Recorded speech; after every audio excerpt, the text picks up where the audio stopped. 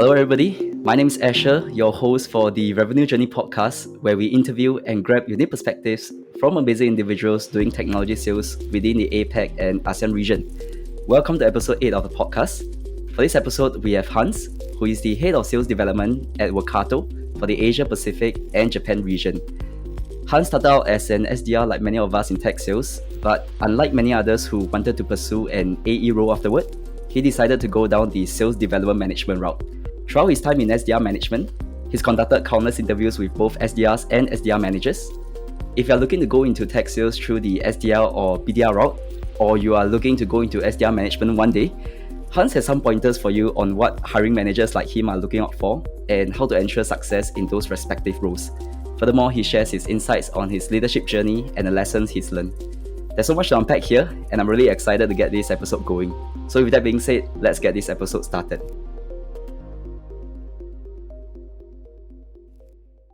All right. Hello, Hans. Welcome to the Revenue Journey podcast, and thank you again for being my guest on this show. As always, tell me how you feel being on this podcast first. No, I think it's really good. Thanks, Asher, for having me. Really excited to be part of this journey. I think seeing you grow from the revenue journey and doing your own podcast, I'm super privileged and honored to be part of it. So thanks for having me in the very first place.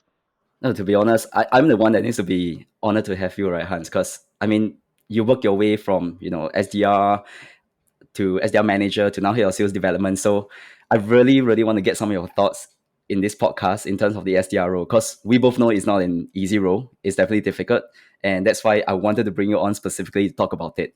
But before we go into the topics, right, I think we really want to start off by giving our listeners some context of your current role. So maybe you can share with me a little bit more about what's your current role, the company you work at. Tell us a little bit of the solution or service the company sells. Yeah, sure. So I'm Hans, everyone. Again, I'm the head of SDR for Workato, and I'm responsible for overseeing the entire demand generation team across Asia Pacific and Japan.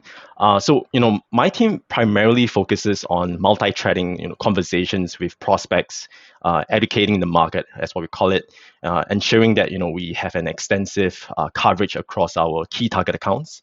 Really in terms of generating pipeline and contributing to the most important thing, which is the bottom line numbers of what we are looking at, which is close won revenue. If you were to really ask me what Workato is, just to really talk briefly about it, like an elevator pitch, right? So I would just really like to describe Workato as a orchestrator platform, meaning that we actually sit on top of any organization technology stack, ensuring that different applications within an organization speak to one another, and I think most critically work cross-functionally together. The aim of Workato is actually to streamline workflows, data, and business processes so that companies get the liberty to enjoy what we call a single source of truth, and improve employee productivity, for example, and I guess allowing companies to make better decision making. Our unique selling proposition is really simple. We don't have to be coding it. We don't have to be hard coding anything ourselves, which really increases the speed of adoption and the scalability for any organization that's looking to integrate and automate their business process. The bottom line that we are looking at is really to make life easier for companies, removing any potential bottlenecks, which is ultimately going to help reduce companies and organizations operational costs, and in the long run improve their profitability in that sense. From a macro perspective, our customers today in Asia includes like Grab, for example, Scoot. In Australia, we have Atlassian, Deputy, and Canva, just to name a few. And would you be able to share as well in terms of, I assume since you're selling kind of like a product or solution for technical people, I would assume your SDR team is always trying to reach out to people in tech, so maybe IT directors, CTOs. Is that typically the type of personas you speak to? I would say that we can actually, the great thing about Workato is that because we can be used by any department out there, therefore we can actually be used by anyone within the company. So that's the interesting part of Workato and the power of Workato itself. We don't just focus on the IT side of things. We focus on what we call citizen integrators, meaning that people from a HR department who has absolute no idea on how to actually code can actually use Workato. And the whole idea is for them to actually streamline their own HR operation processes, for example.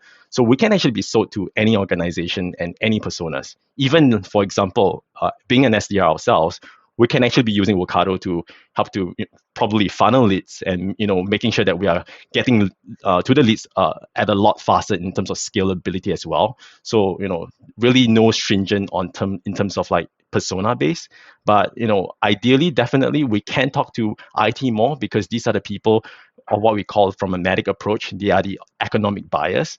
So a lot of decision making comes from there. So ideally, yes, we would like to talk to IT people, but there's no stringent in terms of like just talking to IT directors themselves alone, because everybody is also part of that whole influence or decision making process at the same time.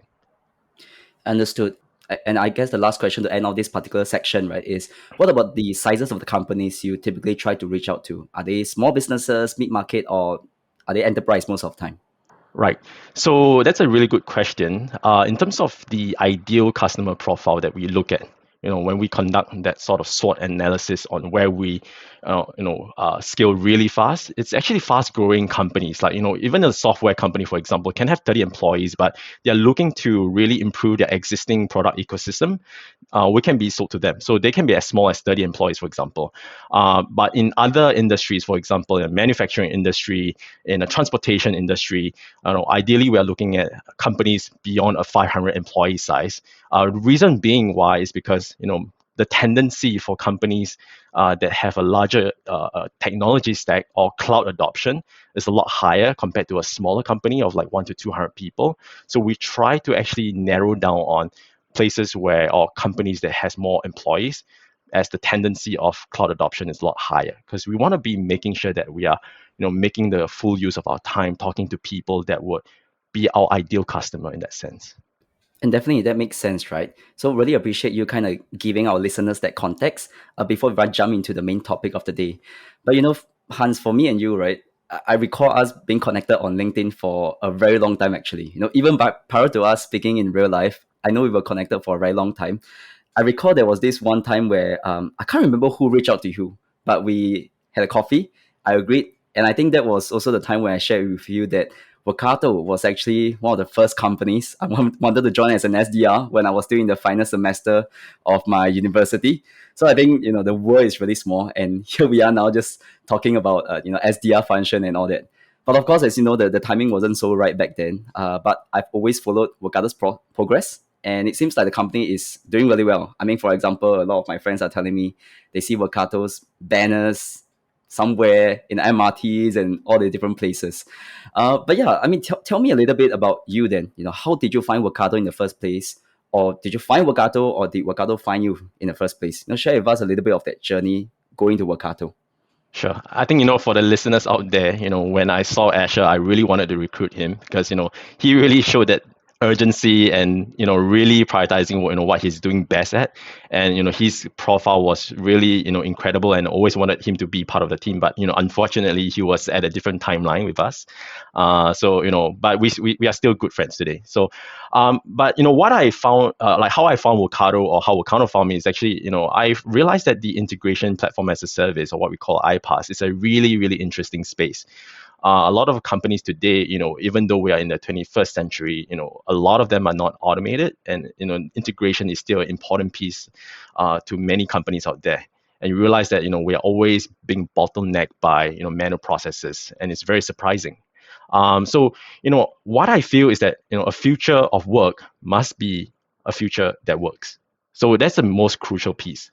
And digitalization, or having the movement towards that one source of truth, or people call it the power of one, is so important. Workato happens to sit on top of every of this sort of notion that I'm looking after. And for myself personally, I've been a top performer in every company I've joined, from Workday to Facebook to Hootsuite. And I realized that, I already had that sort of cornerstone of that foundation of being an SDR. I know what needs to be done, what requires me to be really successful. And I really love the management piece. And Workato happened to have a SDR manager position, and they're willing to take risk on someone that had no prior experience, which I really am fascinated about. And I wanted to be with a company that's able and willing to have that sort of conversation with people that not just look at experience, because I think that's important, but not an essential piece. So on both ends, we are willing to take that leap of faith from my side and from Workato. And I also had a good conversation with my managing director, Alan Tang. So he's really a great boss. And from there, we worked out a plan, proposed a 30, 60, 90-day plan on how we can actually go about scaling the whole team. And I think most importantly, Workato has a really, really solid product. Whichever company I've joined is really making sure and nailing it down that the product must be something that is able to sell itself. Otherwise, it's very, very hard for you to see value in it. And if you don't believe in it, I don't think customers will also believe in it. So this is important to really set you up for success. And from a career longevity standpoint, I think it's looking things on a broader horizon. Therefore, I decided to join Workato, and also Workato at the same time was willing to take a bet on me. Yeah, and I think it's interesting that you mentioned it, right? Because most people who started, I mean, you mentioned, right, you started out as an SDR, you were a top performer. And typically, I wouldn't want to generalize things, right? But typically, people who are top performing SDRs, there are probably quite a handful of them who wants to go into the AE route. I mean, you potentially could have that option. I'm quite sure if you try to apply for any sort of AE roles, or even internally, you getting an AE role, that's possible. But why SDR management? Why SDR management? Is there something that just attracts you about it? The leadership position. Is there a reason SDR management role instead of an AE? Yeah, I think the decision making, I guess everybody has been questioning me on that as well. Even the prior AEs that I worked with previously, has been asking, Hans, why are you getting into SDR management? You will make the most money out of it as a manager, because you have to make sure that everybody is performing in order to hit your number. Rather, if you were an individual contributor as an AE, you just have to care for your own number, and it's easy to, if you really put in the hard work, you will meet your numbers and outperform. Rather than having that sort of alignment across, making sure that everyone is set up for success, because you only have to make sure that you are set up for success, right? So I think money is not something that I'm primarily focused on. I mean, money is important, yes, but I think it's the passion that I really enjoy when it comes to SDR management. I think in the past, right, really making sure that I'm able to be successful in my existing role as an SDR. And I was able to host conversation with, C-levels, even when I just first started my career, fresh out of school. And, I saw potential to be an AE, but I realized that, the more I did it, what I really leaned towards more was towards management, because, I like dealing with existing stakeholders, and also how do I actually groom people to be the future leaders as well. That's something I'm more passionate about, and that's something that I'm also better at, I feel. And I guess at the same time, right, SDR function is something that I still see many gaps in many organizations, where there's a lot of things to be improved on. And there's a lot of things that still needs to be learned today to really scale and grow teams, especially so in Asia Pacific region. And I'm sure, actually, as you know, right, there's no sort of playbook out there that's really specific catered to Asia alone, to how to scale and how to grow teams, especially for the SDR function. Likewise, I have that sort of objective to really uncover and understand, how can we actually help companies out there build a really successful SDR function today. So I really am passionate about it. And I guess one story to share, is that, when I first started an SDR, I had a manager who was always really keen to, understand me individually. And, I would get into one-on-ones with her. She was actually based in London. And, we would have conversations about, numbers and everything. And I'll always be meeting my numbers, and, within 15 minutes, and we would just try to end I always try to end the conversation there, because, I thought that was about it. And, she was like, Hans, why you want to get off the call so soon? I still have remaining 45 minutes. I would love to chat more about you and find out, what you're doing on your weekends, and to learn more personally about you. And from that on, I realized that, hey, this role itself, what makes me really happy is when I get to understand people more. And, whatever she has did for me in the past also, has impacted me in how I translate it to other people around me. So, I also felt really good about it, and see how I can actually, translate that into other people and impacting other people's life. Because, people can forget what you say, but they will never forget how you made them felt. So I guess the SDR role itself being a manager can actually transform people's life. Yeah, and I have to say, I respect you for that, right? You know, I remember the first time I asked you this question, you gave this similar answer as well. And because for me, I'm like many others as well. I will ask like, you know, why Hans doesn't want to go to AE first and then consider SDR manager role down the road. But straight away, you decide to go into there. And right now, today, you are head of sales development. So I really respect in terms of your whole philosophy, in terms of why you want to go into management, why that drives you and why that motivates you to kind of wake up and do your job every day. But I think one thing that caught my attention earlier on, right? You told me that Workato gave you that chance, took the chance on you to give you that opportunity to be an SDR manager, even though you don't have prior management experience. It reminded me of your whole philosophy on hiring as well. Even when you are hiring SDRs, I think one of the things you told me about is it's not so much about the experience. You look for many other things as well, like drive and everything. And you, in the SDR manager role, you've conducted like countless interviews for SDRs. Now, tell me, has anything changed in terms of hiring for SDRs? Are you looking out for different things, or in general, what are you looking out for today when you hire an SDR?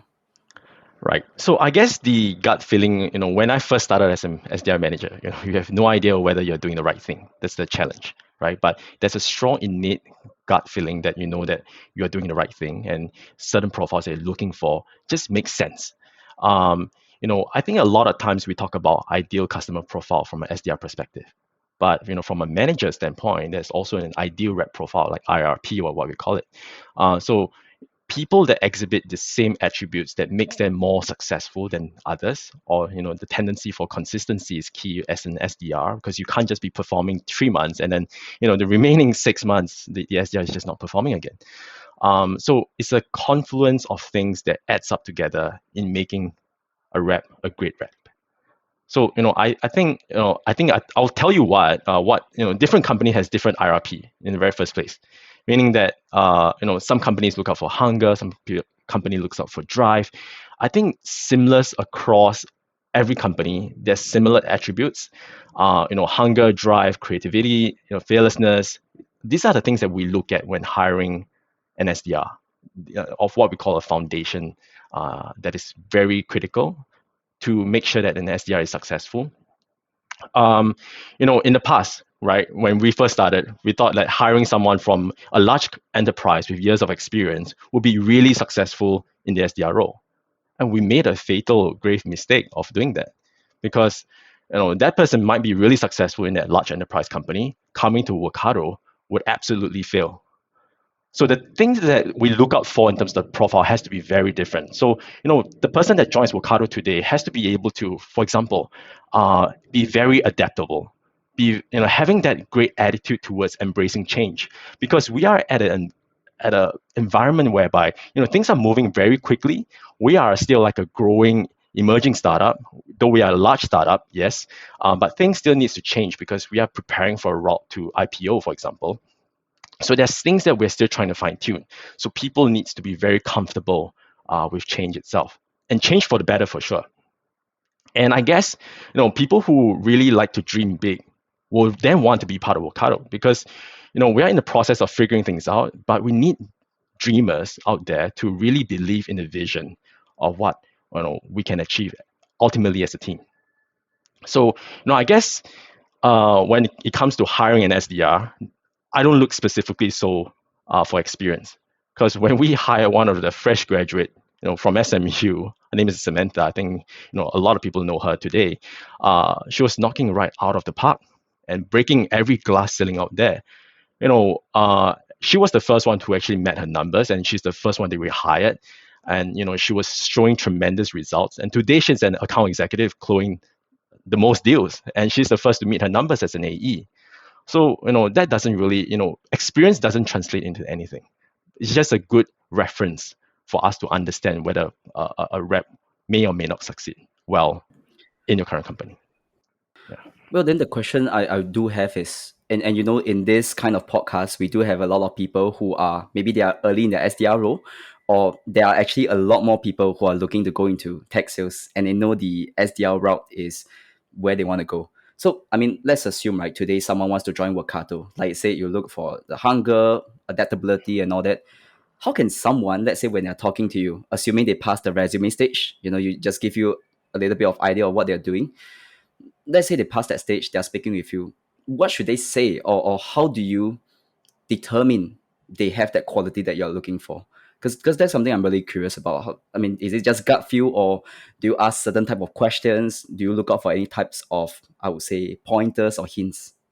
Right. So I guess the whole interview structure needs to be laid out very clearly and well calibrated, in the sense where every interview that you set up for the candidate has to make sense and has to derive some insights that you can understand more about the candidate itself, right? So, for example, if you were to have a role play, what is the outcome that you want to assess from the role play itself?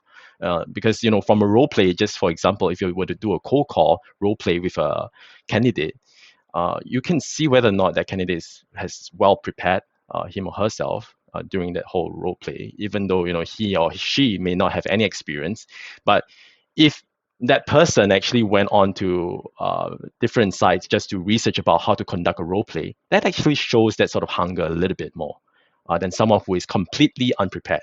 So there's a variety of assessments that we look at. And of course, how that person is also able to get back on his or her feet, because at the end of it, we also provide feedback in terms of like, what do you think should have been done better? What do you think we should change? And then we do the second round of role play, for example, and how fast is that person able to get back on his or her feet to change accordingly to what the feedback has been given to improve on the existing process.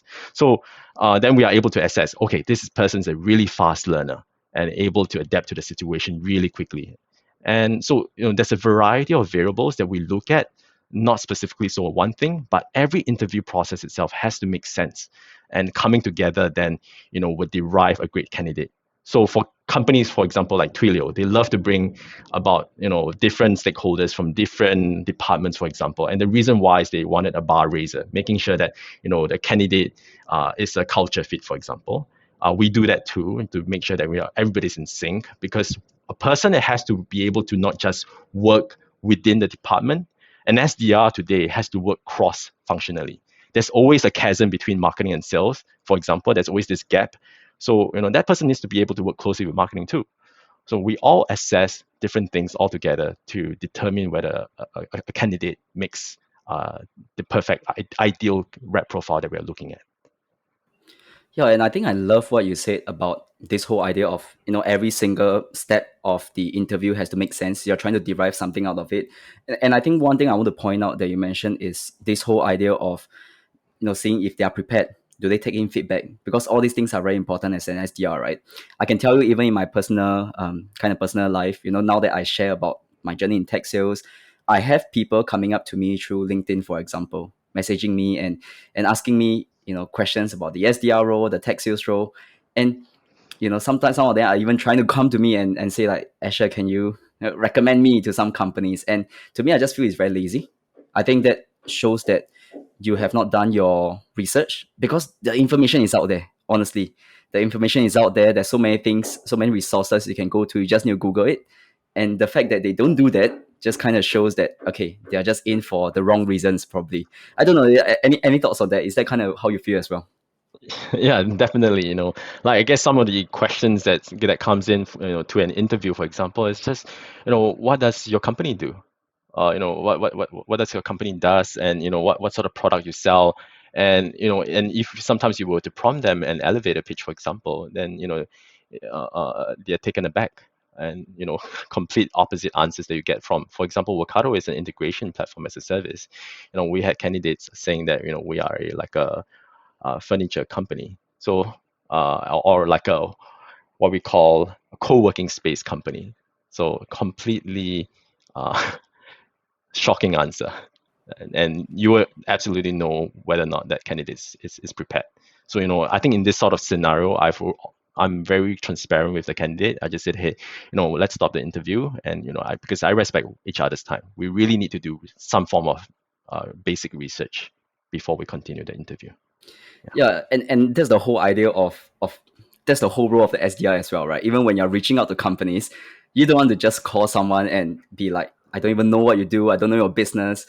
you want to call someone with a level of understanding of their business and then say that, okay, this is how I think we can help you. So kind of whatever you're saying actually applies to the SDR role. It's not just for fun, just to make the whole interview process more exciting. The fact is, all these things will translate into how good you will be in your job. And that's what I feel. Yes, 100%. But we Hans, we talk so much about how, okay, what people should do in the interview process, what you look out for as in hiring manager, for example. But we want to talk about something more interesting as well, right? Is that what should SDRs look out for when they're looking at the SDR role in whatever companies? Now, because we know it's always a two-way relationship, right? On one hand, the company wants to hire the SDR. On the other hand, the SDR has to determine, is this the right company for me? Is this the right team for me? Now, in your perspective, on a general sense, what should they look out for when applying for a SDR role, or maybe when Yep. they are in the interview process? Yep. And I think, for the benefit of all the listeners out there, the most important thing, in my personal opinion, that you first starting off your career within the tech sales, you have to look out for a manager that's, would set you up for success. Your manager will be the one that will be a critical piece at the start of your tech journey. And why do I say that? Is because, seriously, because, a manager can actually make or break your career. Simple as that. And and I think most importantly, the manager must have done the SDR role. So when you're doing your research about the company, for example, also look into the hiring manager's profile, whether that person had experience, because you want to have guidance and mentorship, coaching from your direct managers, him or herself. And we had experience with working with managers who had zero SDR experience, who are complete bozos that led to the destruction of the entire team. And I've seen that happening before. So I think that's a crucial piece because, it's odd, right? If you do not have any experience coming to tell an SDR what to do and how to do it, it's tough because that person do not have any sort of real life experience understanding what you're feeling through on the ground. And on the field experience is so different just reading through the playbook. The playbook is just a guidance, but things changes so rapidly on the field. And the sales play today changed rapidly too. We always have to be updated in terms of sales enablement. So I think ideally, go for a manager that genuinely cares about you, your career, and want to really grow your character, your development, not just from a career standpoint, but personal character development standpoint too. Has the skill and the propensity to really want to understand the challenges that you face and how she or he can actually help you, pursue in the next step. Because I think looking at an SDR career is important, yes, but we always have to be very broad in terms of our timeline horizon. What is beyond an SDR? Is an AE? Is a CSM? How can that manager help you to get you to where you need to be at? We all have to be very long in terms of our perspective on things. And I guess my question then is, how does a candidate actually get that out from the hiring manager? In this case, let's say the SDR manager. What are some of the questions they ask, or in your experience, what are some great questions that they have asked that not only helps the candidate get the answer they want, but at the same time, it's also a good question for you. You feel like, wow, this candidate is insightful. This candidate knows what kind of questions to ask. Right. I think, there's a definitely myriad of ways to go about doing this. I think the general rule of thumb is that, there's also certain questions that we should avoid asking to, because, this will come off very differently, right? For example, I would just say that, if you're talking to a hiring manager, compensation sort of questions should be left with the recruiter or left at the end of the interview, whereby you're doing that sort of negotiation. Because whatever you have done and whatever you have said, if done during that hiring stage, would feel very monetarily centric and might put you off. Questions like working hours is also really bad question to ask in my opinion, because in the sales is, yes, we are looking at 9 to 5, but when we don't meet our numbers, how do we actually go above and beyond? I think that's important too. And culture might not be the best question at the same time, because you might not get the best genuine answer from it. I think looking through Glassdoor is better to get a general sensing of it, because you're also wasting your question, right? You only have limited time to ask the interviewer.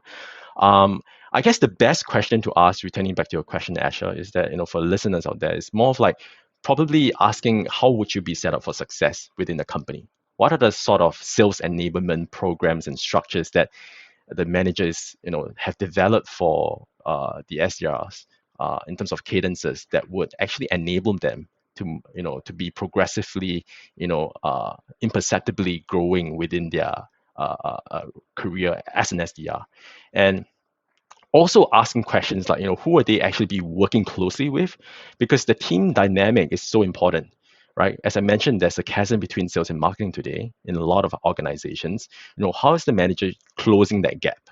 So asking this sort of question is key.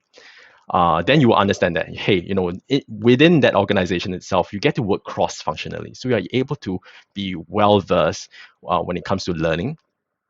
And also asking questions in terms of like, what investment in terms of technology stack has the company deployed within the company or is planning to deploy? Because, you might have the best manager, best company, whatsoever, best culture, but if you don't have the right technology stack, it's also setting you up for failure. Just imagine, you have to be cold calling to every company out there through the hotline. You don't have any sales prospecting tool that allows you to, uncover prospects number. It's going to be very challenging. If you don't have access to LinkedIn Sales Nav, it's going to be challenging. If you don't have access to Outreach or Salesloft, it's going to be challenging because you're going to be doing everything manually. That it takes up so much of your time that you can't learn on the job.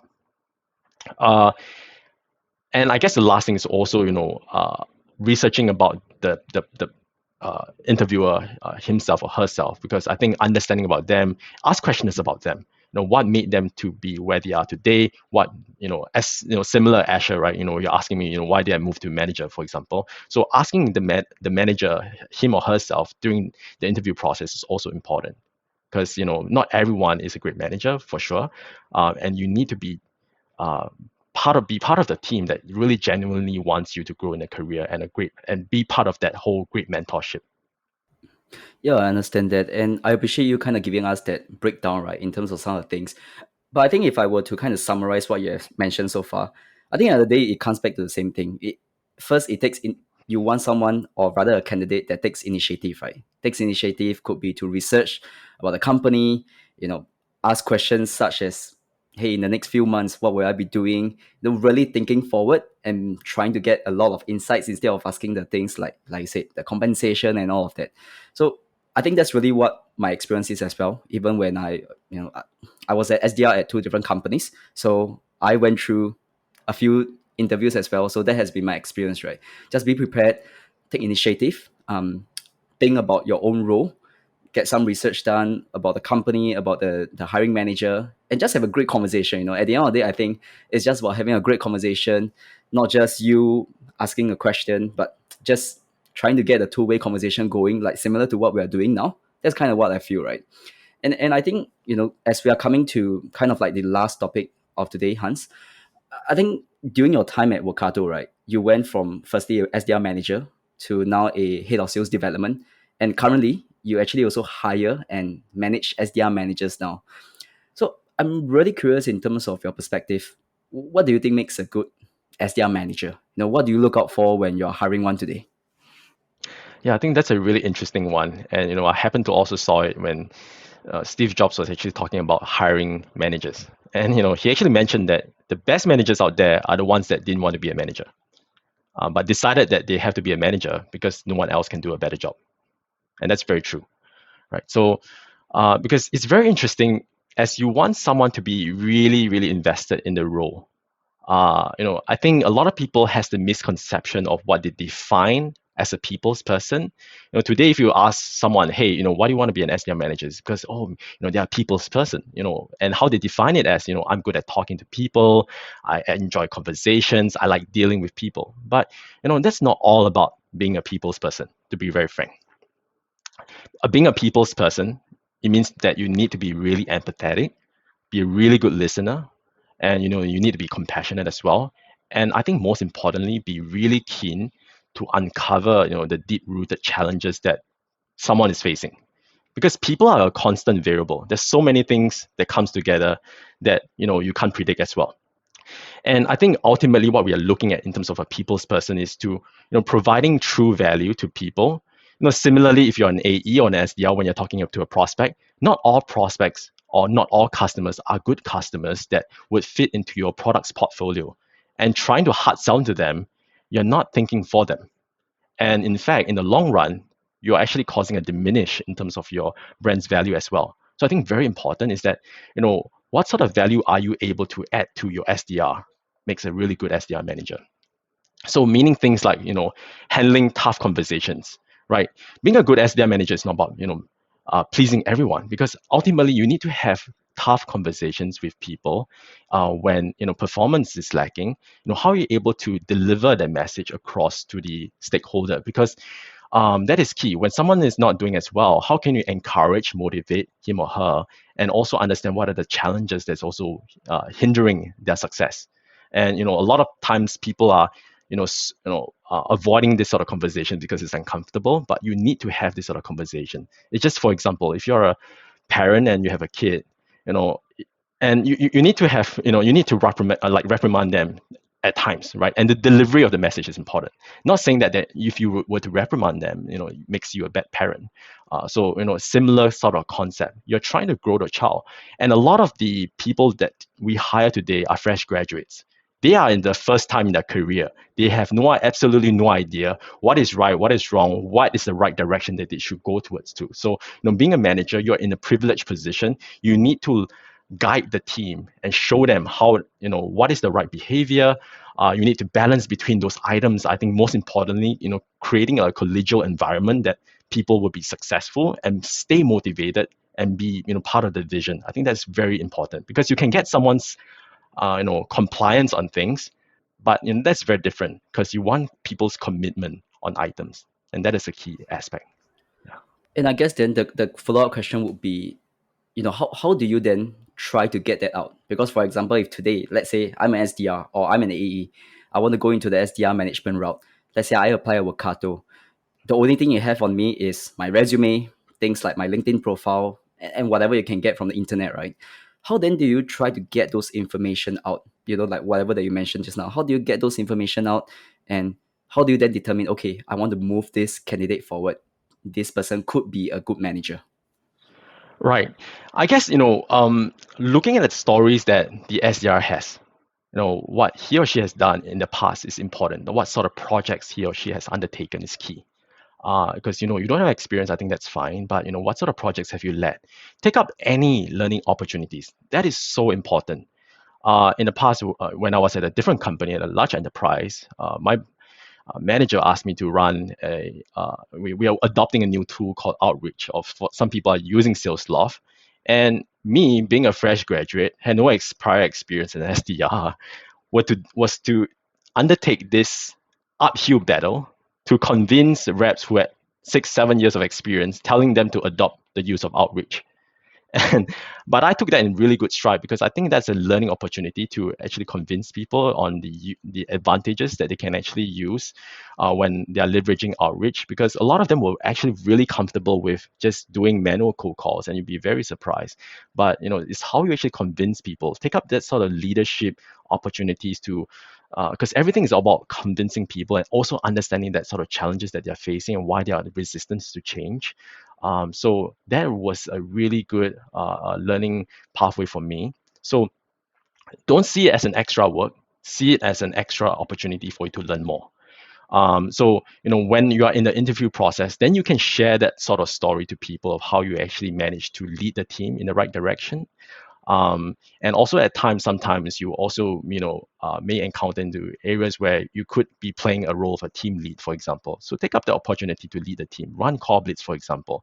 And I guess most importantly, observe what your current manager is doing, because he or she is managing that sort of different situations, and how can you actually learn from it? And I guess most importantly, that's what we are all doing today. Is like, for example, listening to this podcast, learning from books, podcasts, always be curious, ask questions, self-reflection. All these are really important. Keep asking why, and understand that sort of leadership style that you want to adopt. Because the vision that you want for the team is so important. That innate vision needs to be translated and permeated through every single people. And you will start to realize that, hey, the best people doesn't need to be managed. They are self-managing, they're self-policing, and they will find ways to get things done if you have the right mentality on your own leadership style. So I guess that's very important. Yeah, and I think just from me talking to you today, right, Hans, I can really see that it's funny how when I asked you some of these questions, we didn't focus so much on the numbers part. We didn't focus so much on what were their achievements and everything, because I believe, and correct me if I'm wrong, I believe that's all done at the resume stage. You have already seen the numbers, you have already seen all those, but we really dive really deep into this whole soft skill aspects, this whole idea of what are they thinking in their mind, what's their motivation, many of these things. Would you say that at the end of the day, you feel like that's really something that you look at? That's probably more of a factor for you, the soft skills part, the whole mindset, or do you feel like numbers still kind of play a part in this sort of interview process? Right. I think there's it's important to actually manage both of them, because ultimately we are still running a sales organization, so numbers still plays a important aspect of how we actually measure our own success and being really accountable towards it. The soft skills is also important in terms of understanding the team's dynamic and how do you work towards achieving those numbers. So both of them work hand in hand together, right, in terms of making a team successful. So looking at both aspects, these are two crucial elements that we look at, and we can't just neglect one of them and you just say that, hey, one is more important than the other, because both comes from understanding the different characteristics that the individual has, for example, because when we are tied to a number, it holds us accountable as well, and we'll start thinking big picture. Actually, how can we work and reverse engineer to reach our numbers? And then we start to break down the different elements that needs to make us successful towards achieving those numbers. So things like, for example, from a soft skill standpoint, then you'll be like, okay, I have a really high target today, how do I achieve those numbers? I need to get the team motivated, I need to improve on my language in terms of the delivery of messaging, I need to get the team together in terms of building the rapport.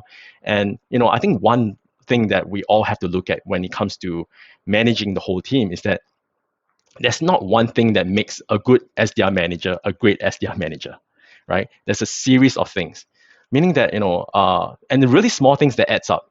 Today, whenever my team books a meeting, it's really complimenting them, just say, hey, great job on booking that meeting. Is really showing that little compliment that actually goes a really long way. And when we start to have conversation with the SDRs themselves, they'll be like, thanks, Hans, for actually motivating us, even though it's a very simple message, but it goes a long way.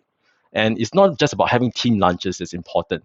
It's not about just complimenting them when that credit is due. It's not just about putting them on the spotlight to share their success story that's important. It's all these different variables that comes together that makes a team successful. I understand, and really appreciate you kind of giving us that whole breakdown, right, in terms of your to philosophy to these sort of things, regardless is it SDR or SDR manager. But as but just by looking at time, Hans, you know that our time is almost up. But I do have a couple more questions for you, right? And I really want you to kind of just answer them within one sentence, for example. But of course, based on today's topic, I think one of the questions I have to ask you, what do you have to say to people who are, number one, looking to make the leap into tech sales, into SDR, regardless they are fresh grad or they are someone from, let's say, another industry, another role. And number two, what do you have to say to people who are looking to go into SDR leadership role? So start from the first one, right? People who are looking to go into tech sales, start in an SDR role. Right. I think, just take the jump if you have really considered for a long time, if considered for a short time, but, you've always been passionate about it, just execute it. I think the speed of execution is so key in terms of success to many people out there. The more you think and the more you sit on the fence, nothing's going to happen. So I just say, take that peel and, make the switch for it and go for it and make sure that you work hard on it. Because, if you lack the experience, I think that's fine. But if you're able to put in the effort, results will be translated for sure. Well, and what about the second question, which is what do you have to say to people who are looking to go into SDR leadership roles then? Right. As what I mentioned then, really take up all the different learning opportunities that you can during an SDR role itself. There's so much more to learn as an SDR when you're working cross-functionally. So take every single opportunity you can that your managers, provided to you as a pathway to your leadership role, because you will start to understand that, hey, being a SDR manager is not just about making sure that the team is successful. You also have to be working cross-functionally to make sure that you have higher magnitude of order to ensure that every team that is around you is successful. So having that broader mindset is very, very important. And of course, my next few questions will be more for you, right, Hans? And I guess number one is, what do you love about your job at this moment? What I love about my job is really having the ability to seek that rough diamonds and turn them into diamonds. I think having that ability to really bring the best out of people, the best character of them, and a lot of them, some of them, may not actually understand the great potential that they have. So my job is really to uncover that potential that they have and let them realize it. That's something that's the most exciting part of my job. Yeah, and I'm not sure if whatever you said just now could answer the next question, because my next question is what gets you out of bed every day? I think what gets me out of bed every day is, the ability to be understanding that I can get to wake up every single day, to be very frank, because, I think we are not cherishing the things that we have in life as well. Because, I am very privileged in a position where I'm able to, be able to have a lot of impact towards different people in the starting of their career and having that sort of influence on them, and I take that very seriously. And being able to have that impact really empowers me. That gets me out of bed every single day. Amazing. Love your answer.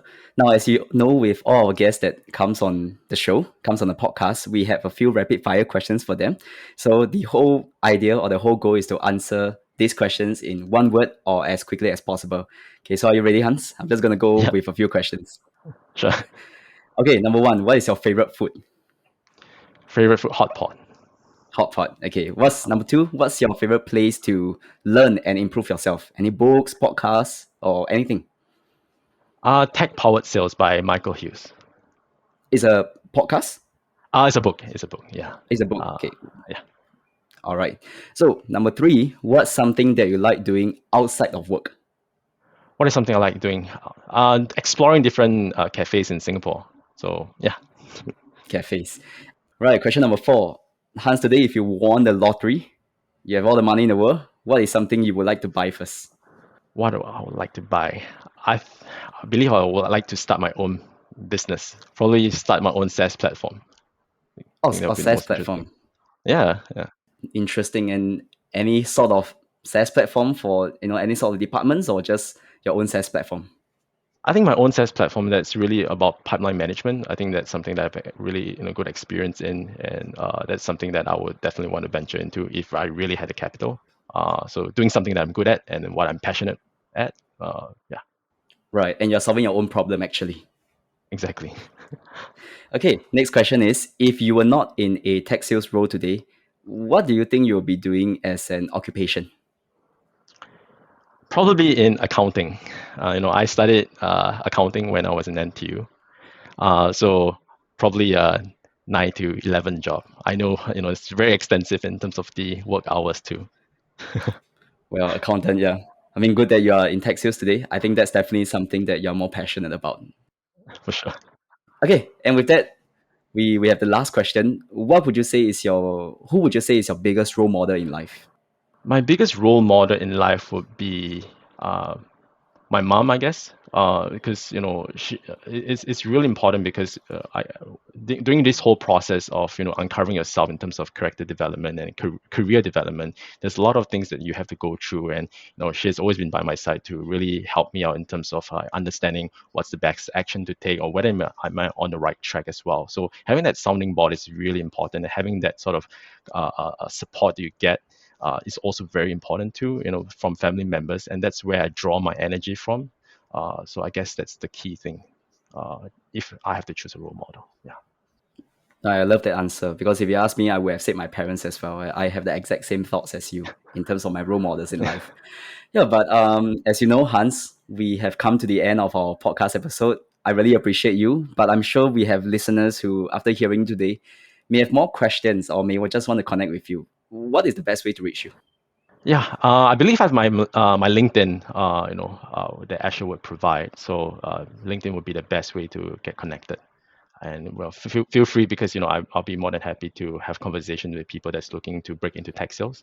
We have run this before over at Workato in terms of an in-person lending their career in tech, and we had a lot of people signing up for the event. So happy to have this sort of conversation in the future as well when we run more of it. Yeah. Right, and would you say that Workato is actually looking to hire more SDRs right now? We are looking to hire more in the future. But right now, we're just making sure that we're nailing every single spot out there. But yes, the short answer is we will be. All right. I think then the best way is just to get connected with you. And of course, I'm sure when the opportunity comes, you'll be sharing it. And, who knows? There may be people who are listening to this and will be reaching out to you, when the time comes. All right. So with that, Hans, I want to thank you again for being my guest on the Revenue Journey podcast. And as always, thank you everyone else for tuning in. Now, if you enjoyed this episode and you want to hear more, just hit the subscribe button. And once again, my name is Asher. Feel free to connect with me as well as Hans on LinkedIn by typing in our names or click on the profile links in the episode's description. As all of you know, I'm new to hosting my own podcast and I will appreciate any feedback you may have.